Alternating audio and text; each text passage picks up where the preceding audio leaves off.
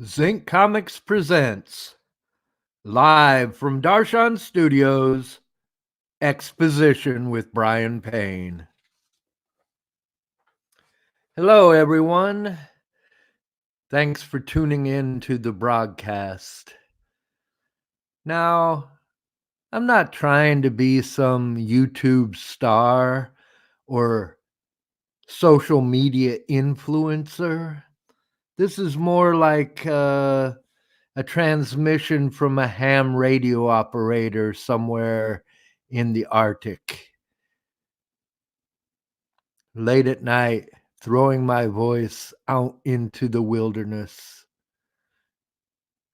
hoping someone is listening on the other end of the line. I haven't been on air for a while, so I'm a little rusty, and um, this is the season premiere, season 4 premiere, first episode. And I plan to do this show every 2 weeks. My wife's working nights on the weekends for the foreseeable future, so I'm all alone on Saturday night. So I thought I would spend this time with you and hopefully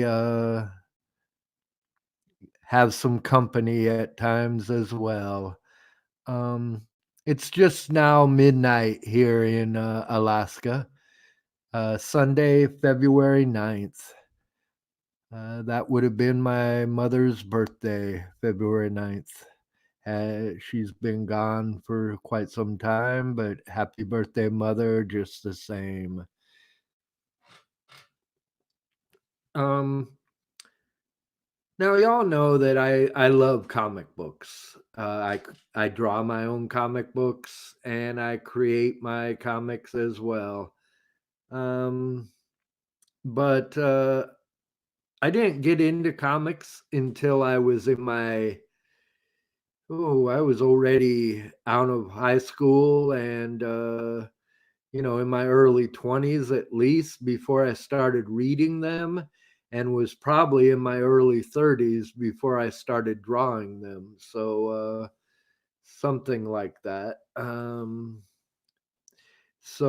But I always liked music, and my wife recently suggested that I talk more about music on this show as well. Um, because I sometimes try to talk to her about it, and I don't think she really cares as much as I do about the music of my childhood. Um, when I was a kid, there was Hit Parader, Crawdaddy, Rolling Stone, and Cream. Those magazines were on the newsstand.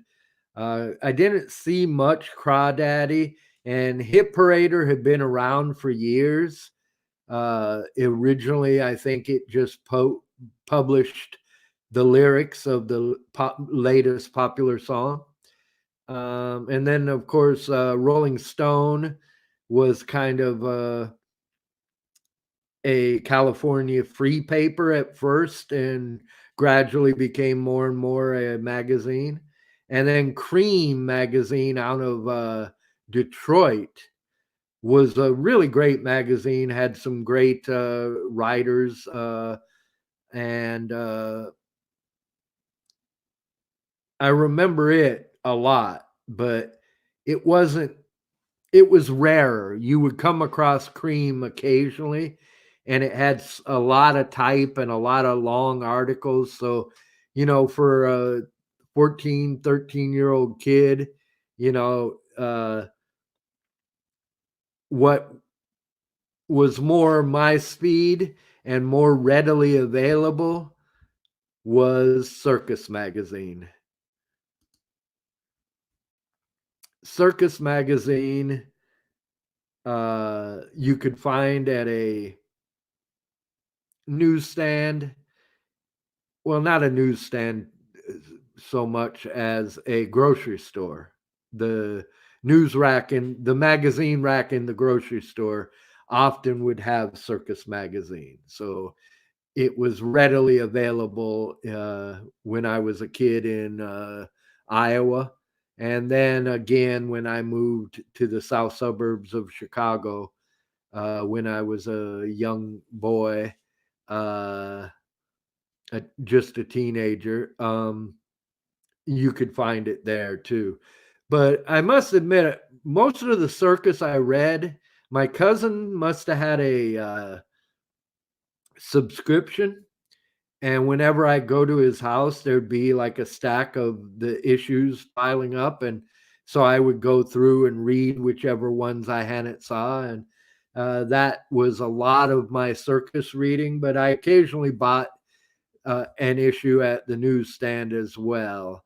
The issue we're talking about today is the one on the left, no, the right there. Um, the one on the left is just promo. I was using it to announce that this was what I was going to try and do on the new show. And the cover on the right is the actual magazine we're going to be talking about. Uh, Gerald Rothberg founded the magazine Hullabaloo in October 1966, but the title was changed to Circus in March of 1969. I don't remember Hullabaloo at all, but I do remember Circus. So, and we'll, you'll notice that that's Mick Jagger on the cover of this issue number 116, August 1975. I would have just turned 14. And let's see. The first off, we see that the Stones are on tour in 1975. This is their first tour without Mick Taylor on guitar. They don't have a permanent guitarist yet, but Ron Wood is filling in. At this time, he's still in the Faces. And so he's on loan from the Faces. And Rod Stewart and the Faces are holding up their own tour so that Ron Wood can play with the Stones on this tour. He was not yet a permanent member of the Stones. He was just filling in and a friend from the Faces.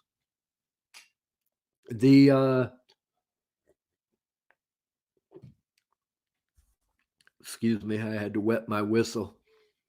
Ronnie Wood originally, became aware of him when he was playing bass with the Jeff Beck group, which also had Rod Stewart in it. And Rod Stewart and Ronnie Wood left the Jeff Beck group and took up with the Small Faces after Steve Marriott had left to join Humble Pie. So the Small Faces became the Faces with the addition of Ronnie Wood and Rod Stewart.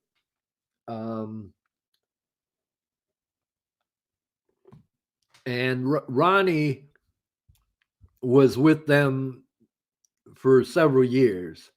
And then he got the chance to play with the Stones on this tour. Billy Preston was also on the tour with them. And then at some point, Ronnie left the Faces and became a permanent Rolling Stone. He became the third guitarist. The first, Brian Jones, of course, then Mick Taylor, and then Ronnie Wood. And Ronnie's still with them today. So, but at this time, it was a period of transition. And I know that I must have read this article or one very much like it around this time because I remember them talking about this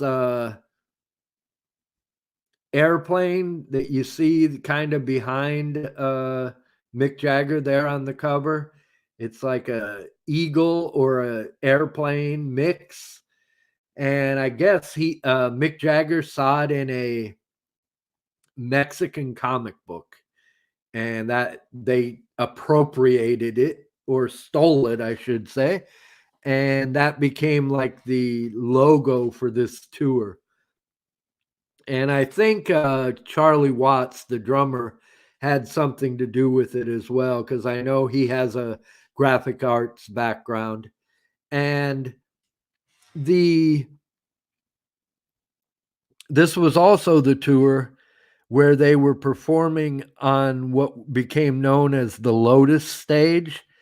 It was like it opened up like a flower and into the crowd from it was kind of in the middle of the stage, what they call in the round, and people would plug into the performers would actually plug their guitars into the floor, but all the amplification was suspended over the stage itself. So I'm not sure how they heard what they were playing. They must have had some good monitors around somewhere, but this was a early stage setup that is kind of famous in rock and roll history and pretty theatrical for 1975 rock and roll arena show. This was also the tour where they had this inflatable penis, giant inflatable penis that Mick would mount and ride like a horse around the stage. Um, so they don't have a new album out at this time. They're just on tour. I think they had a greatest hits tour album out at this time, and I believe Metamorphosis had just come out, another record of rare unreleased old tracks from like the 60s. So they had a lot of material out, but nothing new. So they were on the road and touring behind those records and seeing if Ronnie Wood worked or not. I guess it was a trial run. I'm sure Rod Stewart wasn't happy when Ronnie left the Faces to join the Stones, but I mean, it's the Rolling Stones. It would be hard to turn down that offer, wouldn't it? Um, and we go over here and we see uh, there's an article on sailors. This is Circus is kind of like People magazine almost. Like there's like a lot of photos, there's a lot of articles, and at times it's not even about rock and roll. It especially got that way the later 70s. Uh, and then it was kind of a dying magazine right before all the hair metal bands, uh, Guns N' Roses, Nikki Sixx's band. What's that band? I don't know a lot of those bands, but I know that Circus had a big resurgence in like the 80s or when all those like Guns N' Roses and Cinderella and bands like that, Striper, all that stuff. The hair metal glam bands. I don't like to call them glam because to me, glam is something else. It's Mark Bolan, it's Slade. It's not that, but a lot of that hair metal band stuff is referred to as glam too. I guess whenever you wear makeup, you become glam. But anyway, there's an article on the Coast Guard in here where, and it's a good article. There, it's about young men out on. They sign up for 4 years, I guess, and they're in the Coast Guard. So you're basically in the Navy, but uh, so it was kind of interesting to get, especially considering I live next to the ocean now and see boats all the time. So it's interesting to see what the Guard was doing in 1975. And then the next headline there, you see Beach Boys in Chicago. This is the Beach Boys in Chicago are touring together. I guess they share some uh, business advisors and recorded at Caribou together, or around the same time, and became friendly and went on tour together, and actually played with each other. Like some guys would be playing with the Beach Boys, like the Chicago horn players would be with the Beach Boys, and then the Beach Boys would be singing with Chicago later on. So it sounded like a fun tour, but and then we come down here to Edgar Winter, Jasmine's Night Dreamer. Jasmine Night Dreamer is the name of the record. And this is an Edgar Winter solo record. And people forget how big Edgar and Johnny were. I mean, they were, for at one point, Johnny Winter was a rock god, and every bit the guitar player, uh, guitar god that, Hendrix and those guys all were. Um, and Johnny Winter and the band, and which was basically Rick Derringer and the McCoys, uh, as joining Johnny Winter later. And they also, some of those guys also played with Edgar Winter. Um, and, he had several hits as well, Edgar Winter. Frankenstein, of course, uh, a long instrumental that became a huge hit. And so I've always talked about that they should have been inducted into the Rock and Roll Hall of Fame at the same time. And people act like, yeah, well, Johnny, of course, but why Edgar? Edgar had a lot of hits too. Tobacco Road, um, Free Ride. These were big rock and roll hits, in the early to mid 70s. The Winter brothers both were doing some real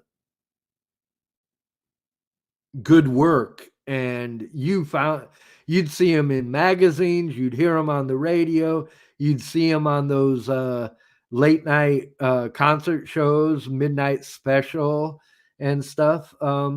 In fact, I'd say Edgar probably had the bigger career at the time, probably had more hit singles, probably had more money at the time too. What's that nice is Edgar and Johnny both played together in the same band as well.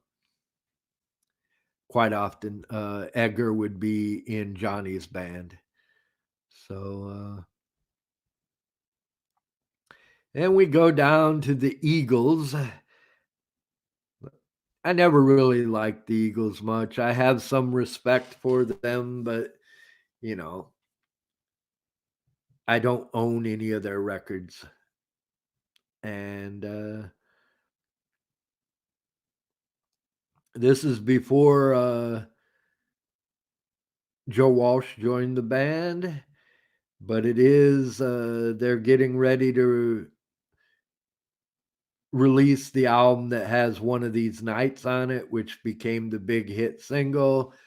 And so they're pretty famous at this point, of course, probably at the top of their game. And then the Average White Band, AWB, they talk about here as well. Uh, the Scottish soul band, Average White Band, and then Bad Company. They talk about Mick Ralphs is the guitar player for Bad Company. He was also in Mott the Hoople, but he's basically a machine head. You know, he likes his cars, so he's talking about how in America he is always checking out the cars and had to buy this Mustang that he found on tour.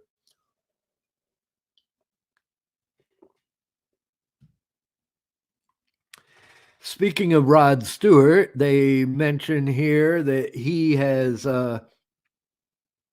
moved to America uh, to because of the tax rate in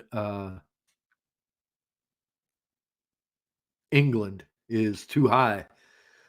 So he's moved to America to pay less taxes and keep his money, I guess. He's also married to the actress, what, Britt England, I think her name was. So, of course, she wants to be in LA where the movies are made.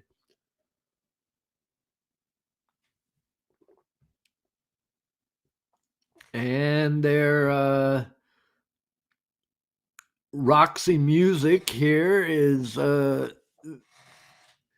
Manzara is putting on a solo record, and